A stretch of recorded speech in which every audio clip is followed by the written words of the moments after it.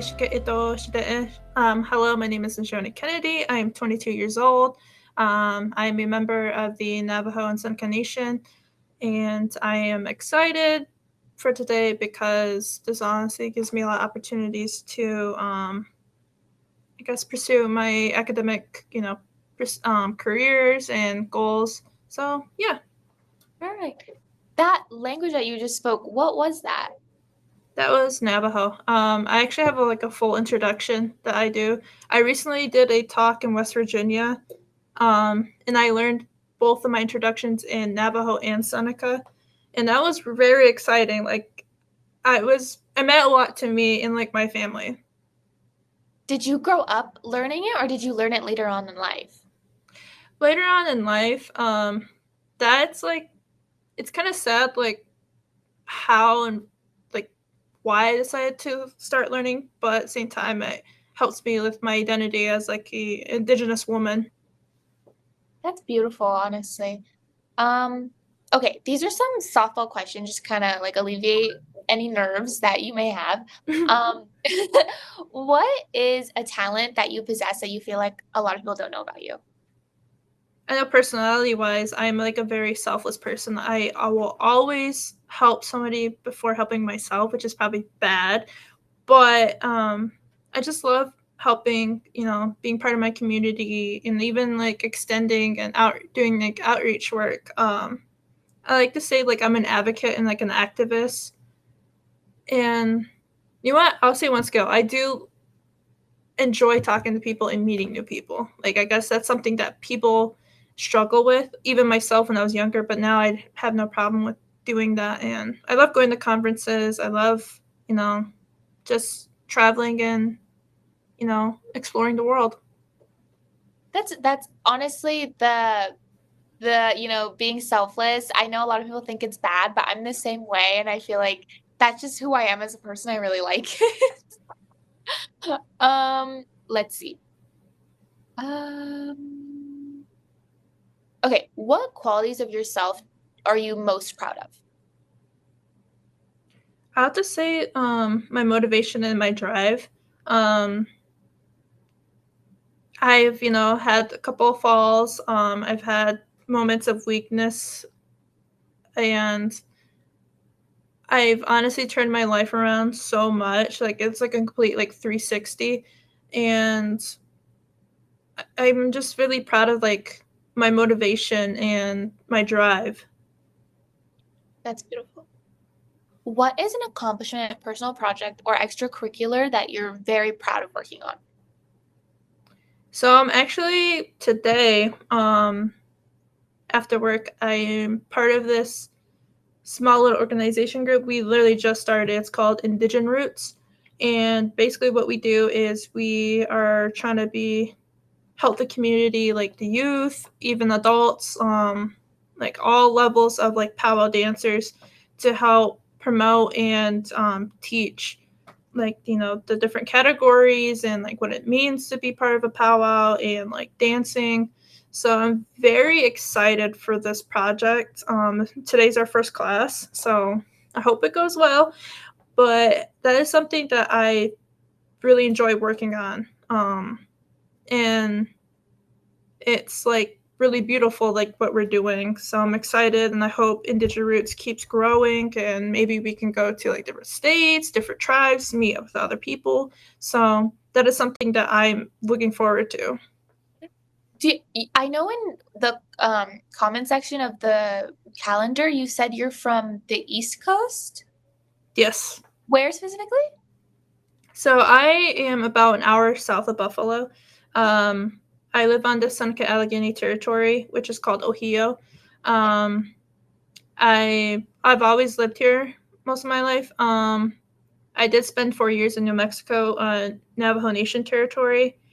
Um, when I first applied for the scholarship, because I found it on scholarships.com, I'm going back to school, and I saw this storyteller. I was like, oh, I've done storytelling. I just did one in West Virginia when I did the creation story of the Haudenosaunee people. I was like, oh, I can do a storyteller. And I didn't realize that you guys were based in California. I was like, oh, that's crazy. So then that's why I decided to put in the comment section like, hey, like I'm from the West Coast or East Coast. Even just aligning our like time, like meeting times, because yours said out there it's 10:30, but like for me it's 1:30 here. I know. I only asked that just because I was like I know here in San Diego we have a like a large Indigenous community. I didn't know that they like kind of like scanned all the way to like the East Coast as well. So I was very curious about that. Yeah, Indigenous peoples, like we are everywhere. Like different tribes of people. Canada, you know, Mexico, like we have a lot of Indigenous people everywhere. So that's awesome to hear that you guys have a large Indigenous community out there. Yeah, we do. Honestly, it's beautiful. But that's really I'm glad that you applied even though you're so far because although this isn't like, you know, your standard like I'm sharing a story, you're sharing like your life and in that way is kind of like how we like to describe like our storytelling because we want you to be able to portray like all that you've accomplished and like all that you want to share. So, I'm Mm-hmm. glad that you applied. Okay. I know you mentioned that you're going back to school, so what does education mean to you? So for me, I currently work as a higher education coordinator. So I help promote the Seneca Nation Scholarship Fund. Um, it's for enrolled students only. So I'm not enrolled Seneca. I'm first ascendant Seneca, meaning my father's enrolled, but my mom isn't. So I find other resources for, you know, Indigenous students to help them get educated. Um, just the reason why I am so heavy on, you know, being educated and like pushing for it is because of the effects of intergenerational trauma and like what my people have gone through. And I believe like if I become more educated, like I'll have ways and like other resources that can come back and help my people and help other Indigenous communities across like the nation. Basically, that's like my whole goal, just to be more educated and, you know, push it too. Um, and even like for like not just like the standard like high school like education or like college education, even just to be educated on the topic of intergenerational trauma and like the culture and like the history behind, you know, your nation. So stuff like that. Like that's why I really push education. Yeah. So honestly, I'm glad you mentioned that because my next question was like, there are so many topics that are taught in school, but everywhere is kind of like the standard set. Do you feel like there is a topic that should be taught in schools that isn't? Honestly, just talking about like the boarding schools, that is a really big topic, and like the effects that we had on our people, it's really crazy, and I feel like it's not talked about. Like we have like the Every Child Matters like movement, and MMIW is like, you know, becoming really like big now, but I feel like not enough people know about it, because my grandparents were in like boarding schools. They were victims to it, and it affected my family, and it even affected me. So like going back to the language part, like me knowing stuff, I know more Navajo. Like me knowing my introduction, I know more Navajo than my mom and her siblings, because there is a like you can pinpoint where we lost the language. My grandmother didn't want to teach my mom and her siblings Navajo because of the fear that um, that was put on her because of like the discipline and the punishments if they taught their language at the schools or if they practiced their culture. Um, and it's really upsetting, like to know that I know more of my language, but I honestly want to carry that almost like just to be like a proud like learner. And like my mom's no longer here with us, like she passed, but I'm learning my culture and my language for the both of us because she didn't have the opportunity to. That's really beautiful that you want to like not only learn about your culture, but also spread it to others, even who are not in the culture. I think like you said, just spreading more awareness on like Indigenous culture and like the like what how do I describe not the fall, but like essentially like you guys were, you know, your language was lost for so long and like you had to kind of rebuild yourselves. And I think that's something that really needs to be more light needs to be shed on that because it is very important. Mm-hmm. Yeah. Hey, it's like, it's insane. Like, you know, when you ask somebody about like the boarding schools, they're like, oh, that happened a long time ago. The last boarding school was like closed in the 90s. And Wow. like our survivors of the boarding schools are still alive. Like my grandpa, he talks about it all the time. Like what happened to him at the Thomas Indian School, which is here in New York State. So it's just like, that's not really talked enough at all. Because You I went. went to, huh? I'm so sorry. Oh, you're good. But it's like I went to a majority white school, and like the topic of like the civil rights movement and like all these different movements, and we talk about like natives. To them, the idea of like the native problems extended like during like the 7th century or 17th century. I'm sorry, 17th century or the 18th century, but they don't talk about the effects that you know that we had on our people in current day, because we're still being affected by intergenerational trauma.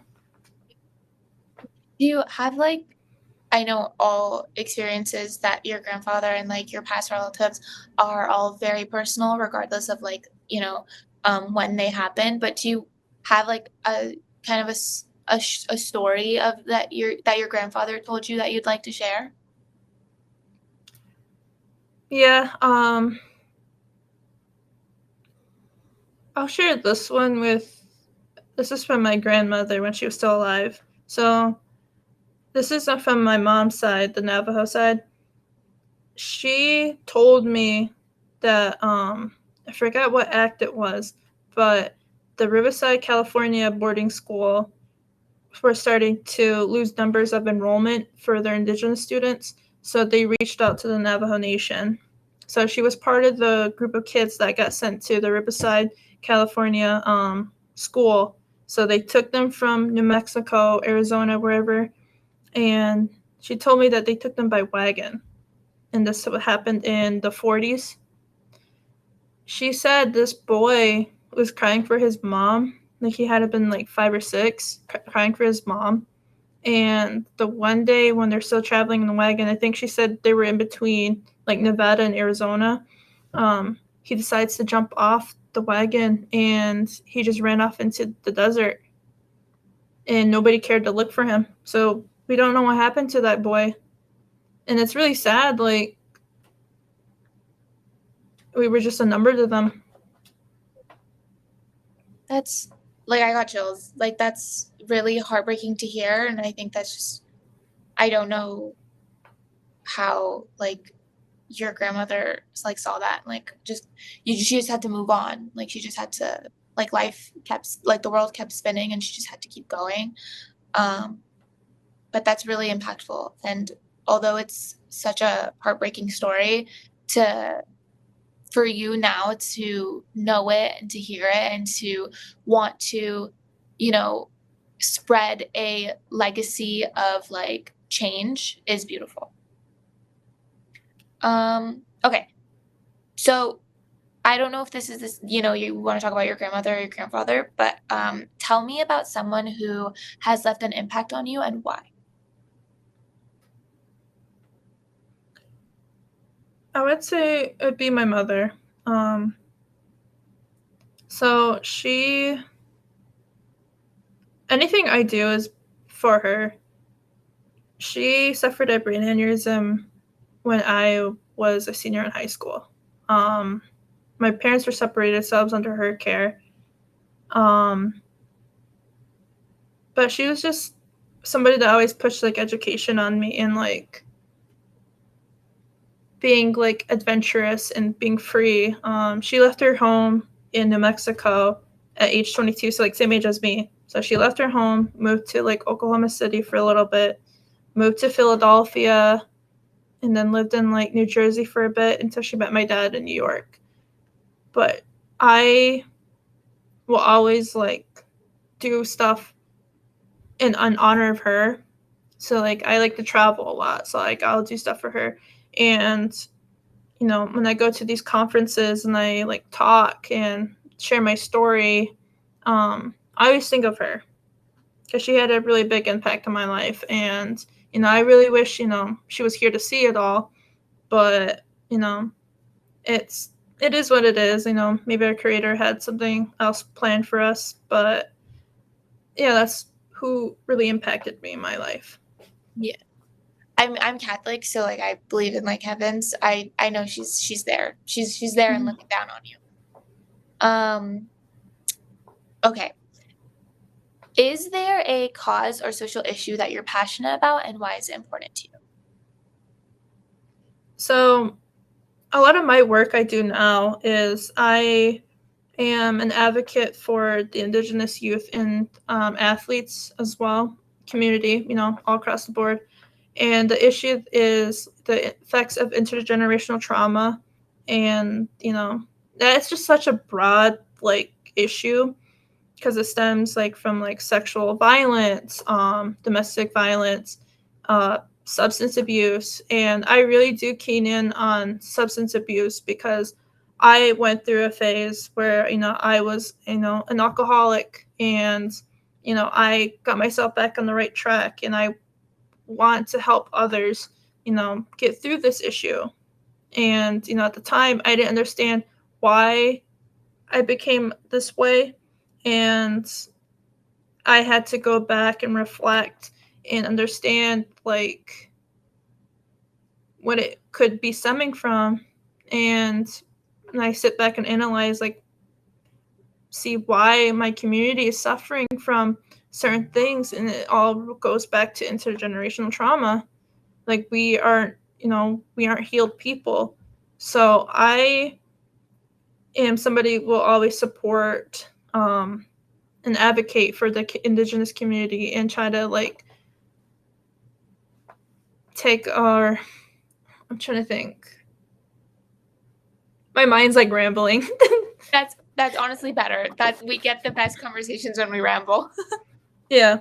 So like I am like, a huge advocate for the Indigenous community, and especially speaking on mental health and substance abuse, because those are really big issues right now. That's that we're facing here in Ohio and even in the Cattaraugus territory. And I go to these other events and conferences and I'll speak on it because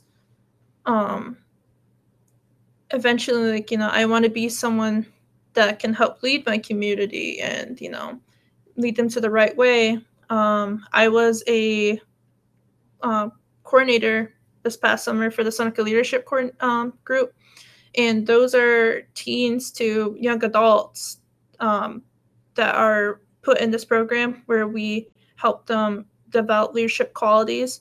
But I always would emphasize like the importance of like mental health, because we have a lot of like tragedies that happened. Like to me, it's not like we've, as a community, we have seen so many deaths in the past recent years, and it's not because of natural causes. Like we have drug overdoses, we have accidents, we have like murders.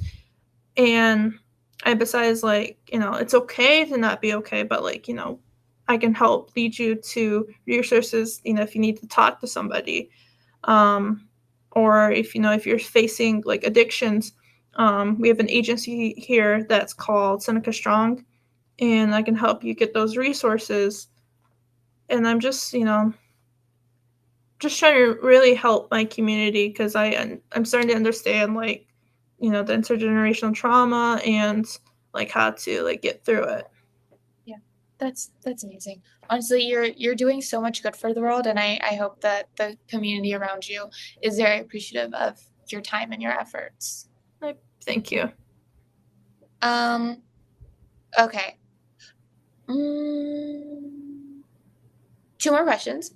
What is a challenge that you had to work through that you feel has shaped you to who I'm speaking to today? This is a good one.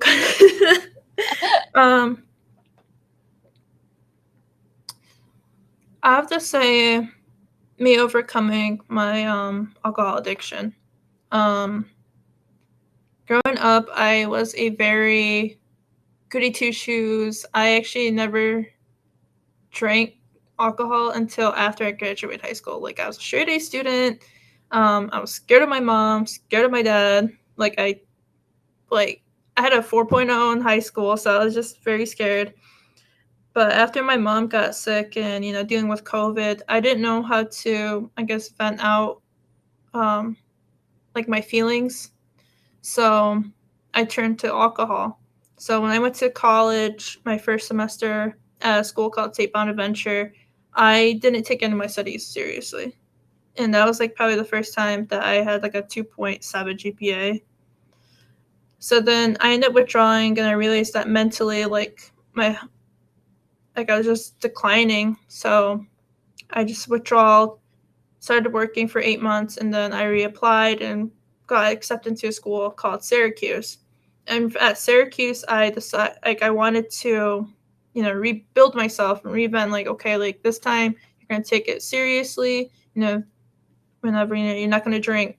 So, I did good. I was the head manager for the women's basketball team, which was amazing. And I really loved my professors and, the resources I had out there. It wasn't until one of the breaks I got news that my mom passed away. So I came back home, and I was home for a month until I went back for finals. And that's where I decided that I was going to take some time off from school. So this next month is when I first start classes. So this will be the first time I'm going back to school. But from when she passed away, I was in this, I felt very lost. I went through 2022, dealing with a lot of mental issues like anxiety, and late 2022, I think it was 2 months before I turned 21, I started drinking heavy again. And after I turned 21, I drank every single day. And I didn't know how to process my grief. I was trying to go to counseling, but at the time, I was kind of lying to my counselor, how much I was drinking and what I was actually feeling. And I honestly lied to my family and my friends. I was a closet drinker. I didn't want anybody to think I had a problem, but I was gaslighting myself too, telling myself you're just having fun. You're 21. You're fine. It wasn't until February of this year I ended up losing my aunt. And she was also a really big figure. She, was always an advocate and activist for, Indigenous peoples. She passed away early February. And that kind of set me off again because I was trying to quit. On February 25th of this year, it was my mom's birthday. I was arrested for a DWI. And that was probably the turning point in me realizing and having to face reality that, that I had a problem. So after dealing with that, I enrolled myself back into counseling, and I submitted myself to Seneca Strong to get drug and alcohol counseling as well. And since then, it helped me get back the motivation and to turn my life around. And I made so many changes from February. It was insane. I, got a better job, going back to college, and, I got my license back. So, that's all good. But, it was a really big turning point in my life where it helped me, open my eyes and realize, what could have happened that night of my DWI. I was careless, and I really could have hurt somebody, and I am, beyond grateful that nobody was involved, that, I didn't crash the car, that I didn't, kill somebody. But that was probably one of the biggest factors in my life. Like, I am, like, I'm upset. Yes, I have a DWI on my record, but after, like, going through the courts and, you know, proving that I've been to counseling and that I'm trying to better myself, it was bumped down to a traffic infraction instead of, like, a misdemeanor. So it's, you know, I was grateful for that. And I, you know, I'm straight up with the judge, like, telling him, like, you know, I am, you know, unbelievably sorry for my actions. And, you know, I understand the consequences and I know what could have happened if I, you know, somebody was walking and accidentally, like, hit them. So, but they were understanding of me, and I told them, like, this will be the last time you ever see me in a courtroom. And I just, you know, somebody that's always been a goody two shoes, that was the first time I've ever been in trouble. And, like, I've never had detention in high school. Like, I've never had a stern talking to like that. So, like, that was something that was, like, reality actually hitting me.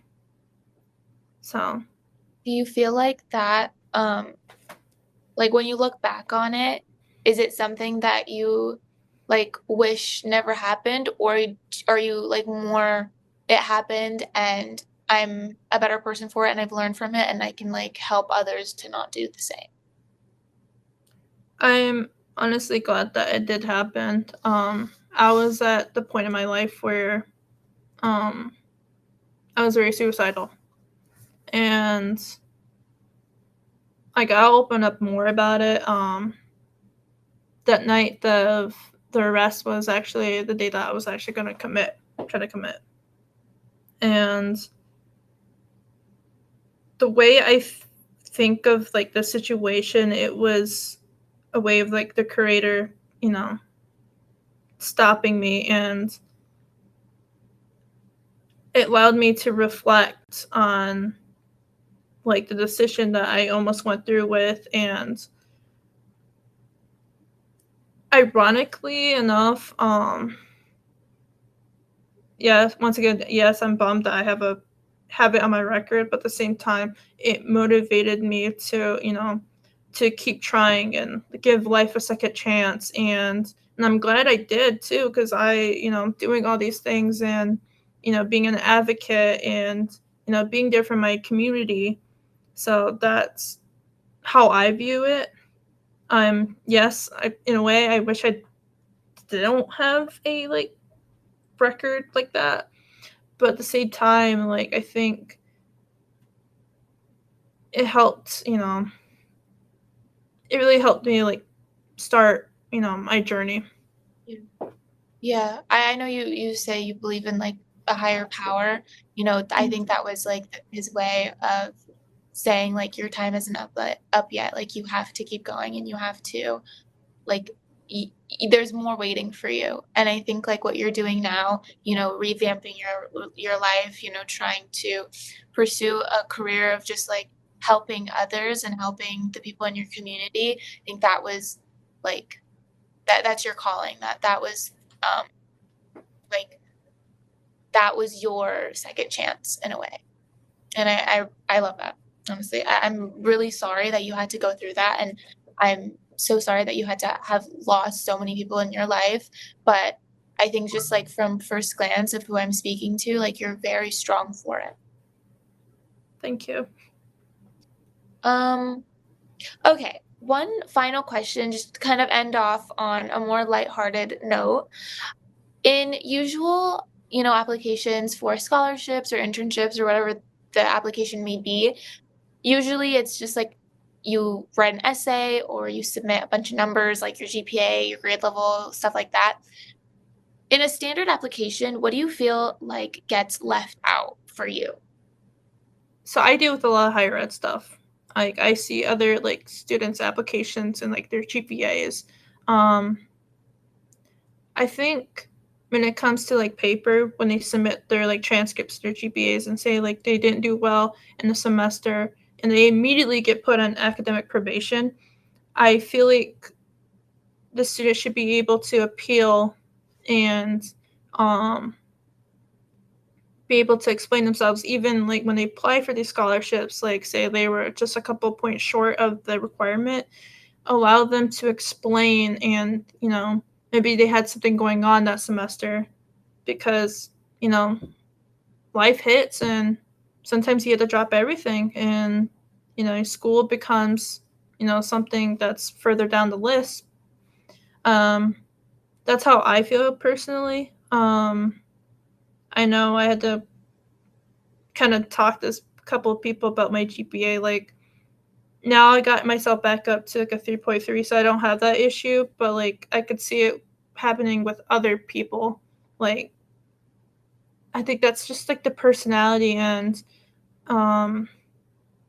understanding people's situations, because not everybody's the same, and like just dealing with stuff.